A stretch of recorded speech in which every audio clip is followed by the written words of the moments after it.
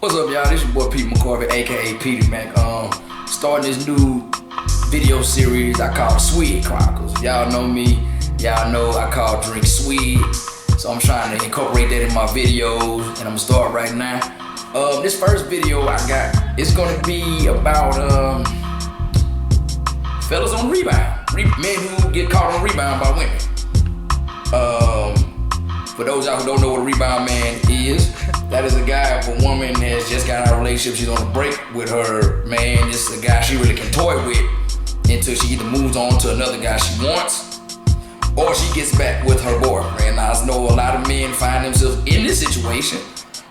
Me being a professional man on side, as y'all know from my last videos and some of the stories I tell on stage, when I first started out, I was constantly found myself as the rebound guy. I mean, there's growing pains for a professional man on the side.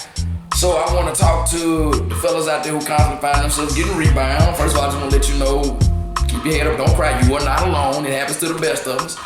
And two, I'm let you know how to either want to avoid it or how to turn that into a successful side manship. That's what I call it when you a man on the side with a woman who's in a relationship and y'all do it. Y'all keep having liaisons repeatedly. I call that a side manship. So we're gonna get into that, and I'm gonna give y'all some tips and some advice on it. Before we do that, we gotta do with the basis of this video. We gotta have us a little swig. Try my best to hide the label, because you know I don't have the copyright entitlements to that, and I don't have the money to go to court if they sue me. So yeah. First way we're gonna get into this. One way I can identify the women that are going to put you on the rebound. First of all, it's fellas, let's say for instance, you got a female you've always liked. You know, y'all cordial, either y'all cordial, y'all mutual acquaintances, y'all might even be friends, but she will tell you you're not her type, you're not what she's looking for, this, that, and the third. And she blows you off, you know, or you don't even really see her for a long period of time. All of a sudden, one day is gonna come, she's gonna throw herself at you. She's gonna throw herself at you. That's a red flag number one. Now all of a sudden, you didn't want me back then, but all of a sudden, you want me now. Somebody she was in a relationship with or dating or whatnot, because you know we live in an age where people will do all kind of stuff in a relationship but really won't claim it's a relationship. Be like, yeah, I go out with her, we hang out, I buy stuff for her, we go to movies, can't nobody else dating. I gave her a kidney, but we ain't in a relationship though. If they're with somebody and all of a sudden they done with them, they come to you after you have professed your feelings for them, she's looking at you as a guy on the rebound. She's not all of a sudden had to change her, she looking for you as a guy on the rebound. Another woman we can pretty much guarantee that you'll probably be a guy on the rebound for is a woman you may see in the club. And she's by herself. Women don't hardly ever do that, fellas. They don't hardly ever do that. Women always go in a group, and it's four of them. I can tell you the roles. You got the one that's beautiful, that wanna go out, everybody wants her, she's the most attractive one in the group. You got the one who just got a bad attitude, she there to fend everybody off. Then you got the chick who can fight real well, or one who just got a snappy attitude to cuss everybody out. And then you got the loosey-goosey one, the one that's always getting drunk. You gotta watch her, 'cause next thing you know, she'll be in an Uber with a guy who's still on the other side of town, and you don't know whether she finna get chopped up or she on her way to get a plan B. You don't know what's gonna go on her.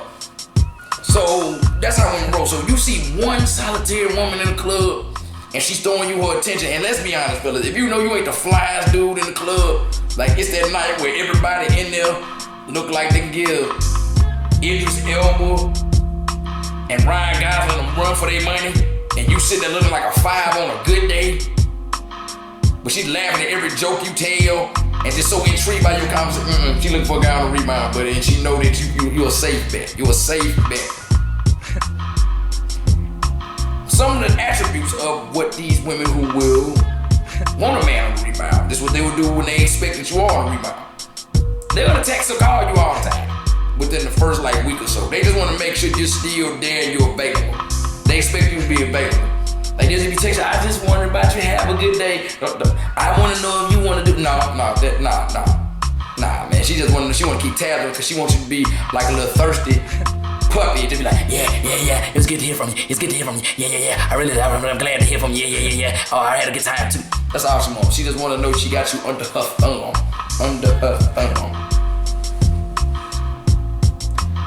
And then one thing how you can know from those women that you are on real, let's say for instance, it's gonna come about 3 or 4 days. You realize I haven't seen her 3 or 4 days. Let me take out a date. She's gonna start making up all kind of bogus excuses. Like, hey, I wanna go. You're like, hey, I wanna go out. Oh no, I can't do it. I gotta take my cat to Tucson, Arizona to get a nail removed. What in the name of God? I actually had one woman who tried to put me on the rebound. I tried to take her out for lunch. This girl actually told me she was gonna take a shorter lunch because she had errands to run. I ain't never heard no woman turn down no free food. That's how I knew. And I told her, don't ever hit me up again. I don't appreciate you disrespecting me like this. This is no, don't ever call me no more. Now I'm gonna teach you fellas how to avoid that altogether. One is you gotta recognize all those signs I just told you. You recognize all those signs you said you wanna back out. Go ahead, back out. You're like, nah, I'm throwing it towel. I already know where this is gonna go. Or you can do like me. You gotta know how to finesse it. That's how I become a professional side man. Shoot, one of my best sidemanships came from being a rebound dude. It's a friend of mine I hadn't seen in like a year and a half. All of a sudden she popped back in my life. Now I already knew, because by this time I'm seasoned side man.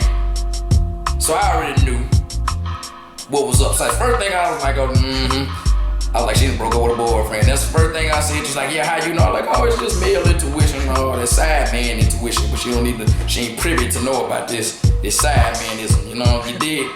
So, I played the game. How the game supposed to be played. And she ended up texting me the next day, and she was like, well, I want to go eat lunch with you later on this week. Now, this is one of the times the Navy actually played in my favor. Thank God my ship was going out to sea 2 days after I met her. Because I told her, I said, well, that's not going to work later on the week. I'm going out to sea. I said, well, you can come through Sunday before I go. She's like, oh, I can do that. Went through Sunday before I do it. Knocked her. Because it was in a 72-hour time span, which I want to tell you, Phil, you got 72 hours to strike. Because their mind is still focused on you, and it's not wandering back to their dude or wandering to find somebody else. 72 hours strike. And you looking at me saying, I don't know if it, bro, yes it did. It worked perfectly for me. I had a good little sidemanship with her. Shoot, we was together at least about 2-3 months before her boyfriend decided he wanted to be devoted and do the right thing and step up and be faithful all of a sudden now. Messing up my plan I had. I liked her, man. I ain't spent no more than $20 on her. Half of that was on the SWIGG. She liked the SWIGG. That's why I liked her, because she liked the SWIGG. But I don't appreciate him coming back wanting to do the right thing, but we had a good little time. I'm gonna miss that girl.